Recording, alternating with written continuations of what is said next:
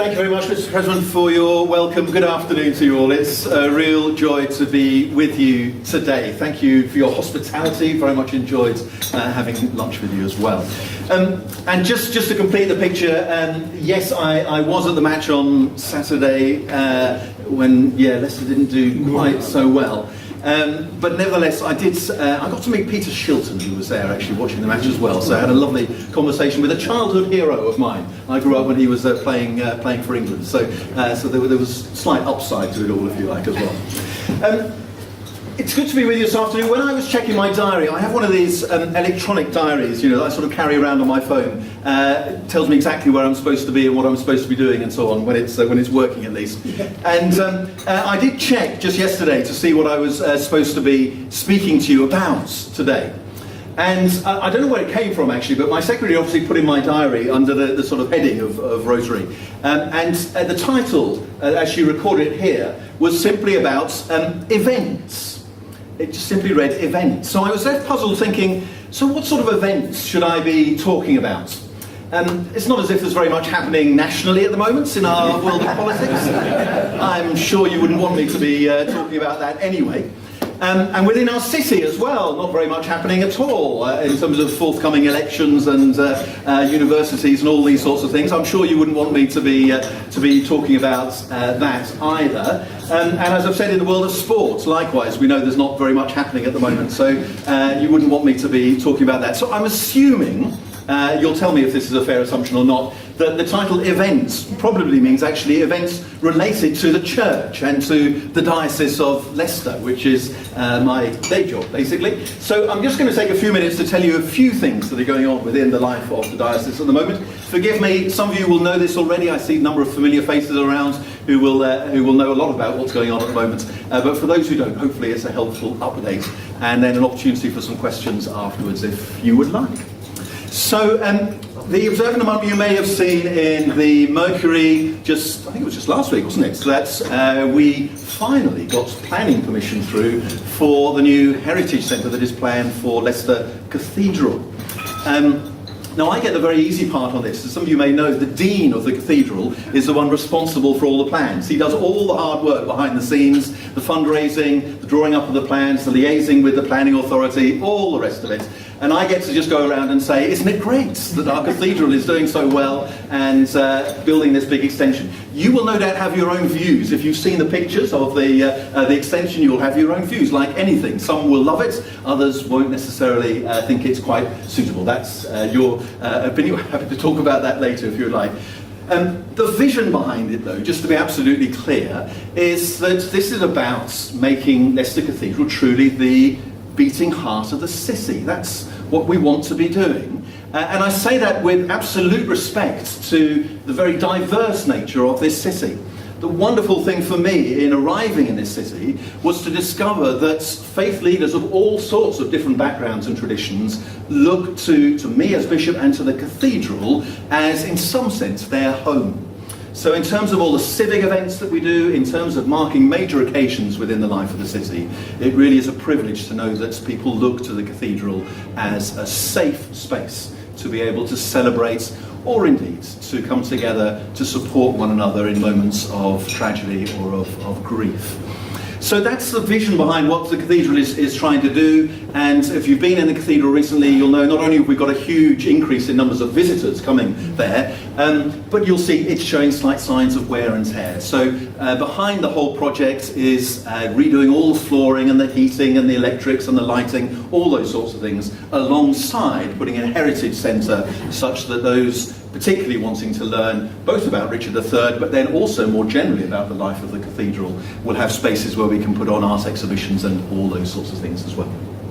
So I'm very excited about it. We're not entirely there with the fundraising, so you'll be hearing more soon, no doubt, about attempts to raise the final amount that we do need to be raising to make that happen. But we're delighted that, as I say, we do now have permission from the planning authority, as well as a number of other bodies. You'd be very surprised to know the number of different people that have to give permission for any sort of work on a historic building like the cathedral.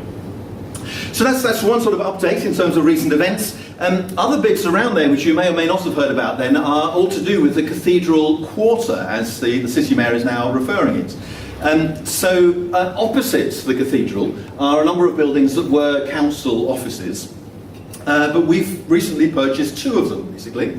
One almost immediately opposite the cathedral, as you come out the south door, as it's called, of the cathedral, almost immediately opposite you is a building which we have just opened. We're looking for October, was it October we opened, wasn't it? Yes, October 17th, thank you. We opened as St Martin's Lodge, as it's now referred to, which is basically a small hotel. So we've converted the building, done it out really, really nicely, I have to say, and I'm looking to Paul because he was very much involved in all the work behind it. If you've not yet visited or at least looked on the website to see what it's like, I would encourage you to do so. It's getting rave reviews, I think top rated on TripAdvisor and so on, as I understand it at the moment. 9.6 out of 10. There we are. That's quite something. So apologies to any competitors in the room. I know I shouldn't be promoting these things too heavily, but do take a look anyway. And it allows us, alongside St Martin's House, as you may know, which provides conferencing facilities, now to provide the whole package, if you like, in terms of groups wanting to come and stay and hold their events of whatever sort there. Then just next to that, and the interesting thing is actually part of the income from that, in particular the car park that's attached to it as well, is going to pay for the building almost next door to it, just across New Street as it's called, which we are in the process at the moment, the builders are in at the moment, to convert into what will become a community house. And a community house with a difference. So it's on the site of the old Grey Friars, so very, very historic site within Leicester, the place, of course, where Richard III was originally buried. And all that site all around there was, as I say, a large monastery, effectively. Well, of course, it was knocked down 500 whatever years ago, Henry VIII and all that. We are now effectively reopening it as a monastic community, but a monastic community fit for the 21st century, basically. So it will be a community house, but we are opening it up to young adults, so those aged between about sort of 20 and 30, to come and spend a year living in community together, exploring the Christian faith. So exploring more of what it means to be a people of prayer, to be a people of service to others around about them, and learning from each other within community. We're quite excited about it. It will have capacity for 16 young adults, basically, living in community together there, involved in the life of the cathedral, but also linked to other churches around the city, and very much involved in some of the other projects that we have running there. For instance, things where we work with those who are experiencing homelessness, work with welcoming asylum seekers and refugees, and so on into the city. So we're excited. There'll be a group of young adults there. That's due to begin. We're starting it actually with just a small community in just over a month, 6 weeks' time. And then in September we'll be taking a new intake in for the next year as well. So all part of the Cathedral Quarter, and as I say, very excited at new things that are developing there. Another part of the life of the diocese, though, which I was intrigued to discover actually not everyone knows about. So I was at another function recently and started talking about a little place called Laund Abbey. I only discovered that some people looked at me quite puzzled, having never heard of it before, which I was surprised about. If you don't know Laund Abbey, let me tell you, it is absolutely one of the gems of Leicestershire. So next year it will be, this year, we're in 2019 now, we are celebrating 900 years since Laund Abbey was founded as an abbey, again, a monastic community. So it's situated out, if you're travelling out on the A47, out towards Rutland, it's right on the sort of Rutland border there, and it's literally in the middle of nowhere, just an old house now, sitting in the middle of nowhere. For hundreds of years, as I say, it was a monastery. Then interestingly, so the history is that Thomas Cromwell, Henry VIII's sideman, if you like, came and visited as he was going around destroying a lot of the religious houses of that time. And in the notes that we still have of his just survey of all these houses, he simply wrote Laund for myself. And so he did actually take over Laund Abbey, and he bequeathed it to his son, who is actually buried in Laund Abbey. So as part of the celebrations for 900 years of Laund Abbey, we have the author Hilary Mantel, who wrote Bring Up the Bodies and what was the other one? Wolf Hall, thank you, that's right.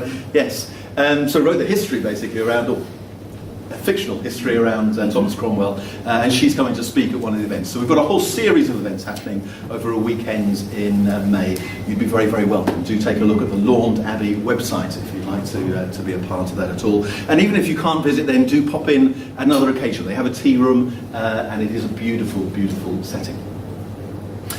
So that's just some of the, as I say, the exciting things going on in the life of the diocese. It wouldn't be fair if I weren't to say that it's not all rosy, of course. We face a number of challenges as well at the moment. Most recently, and in fact I was in a meeting just this morning before coming here, to do with a major issue that we're now having to face, which is to do with the theft of church roofs. And I don't know if you've heard about this, but once again, and this has come after a whole spate in the past again, a lot of our churches, particularly around Melton, Mowbray and that area, have been targeted, and literally their roofs are being ripped off. And one which was, the one that I was just hearing about this morning, was targeted in November. They had only just put the roof back on, and then last night it was taken again. And we have all sorts of major issues around it, obviously. Not only is it hugely disheartening for often small rural communities that their churches should be attacked in that way, but then, of course, trying to do anything about it is not straightforward. They're often quite isolated situations, not overlooked by other people, and for all that the police are being helpful and working with us on it all, it is not straightforward to know what we can do about it. And because they are historic buildings, the policy up till now has been we have to replace like for like. So we can't just use all sorts of modern materials and so on these buildings, although that's very much still a live debate within the life of the church. And some of us, myself included, who are feeling very strongly that actually we have to get to the point where we can use other materials.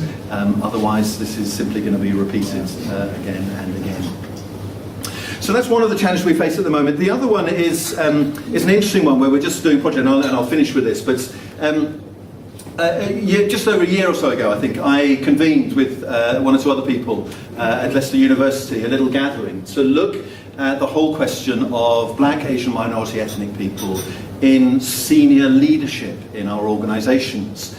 So we got together people from all sorts of different sectors within the life of the city to explore why it is that BAME heritage people, while maybe very large numbers within our organisations, actually when you get to senior levels within those organisations, very, very small numbers. And so we were just beginning to unpack some of the reasons why that might be. And part of the reason I was involved in it is because it is absolutely true of the church. So I wanted to be the first, if you like, to hold up my hand and say, actually in the church we are not as diverse as we need to be, and particularly again when it comes to leadership. Some of you may know that we've started to try and address that, appointed a new colleague as assistant bishop, it's called Bishop of Loughborough now. Her name is Guli Francis de Carney. She's originally from, Persia, as she would describe it. We would know it as Iran, and that's her background, that's where she grew up. And it's been absolutely superb working with her over the course of the last year or so. Having role models like her is an extremely important part of it. But I do think there's a lot more that we need to be doing in terms of thinking about diversity within our organisations and the barriers for people wanting to get to more senior levels within our organisations. I say it, I suppose, because I sort of jokingly said at the beginning that I knew you hadn't invited me to talk about events going on within the life of our country at the moment. And don't worry, I'm not about to immediately start getting all political and so on and bring up that word that was somehow no longer allowed to even mention, I think, at the moment. But I do just want to say, actually, that I think there is a really important role for all of us, and I look around this room in terms of people of influence within the life of our city, that whatever goes on nationally and internationally and so on, actually locally within this city, the relationships between different communities is so important. And I think actually there's going to get increasingly important that we are working hard at what is often now called social cohesion. So bringing together people of different backgrounds, bringing together people of different views, different political views, whatever it may be, actually to be able to build the relationships and to understand that we have far more in common than there is that separates us. And holding on to what we have in common is going to be increasingly important in the uncertain times in which we live at the moment. I'm very privileged, I feel myself very privileged to be in a place where I do get to meet people of all sorts of different backgrounds and feel that it is part of my role to encourage those relationships and encourage that working together for the common good. But I suppose I leave that appeal with you as well, in all your different roles represented here, that together we might indeed be able to work for the common good.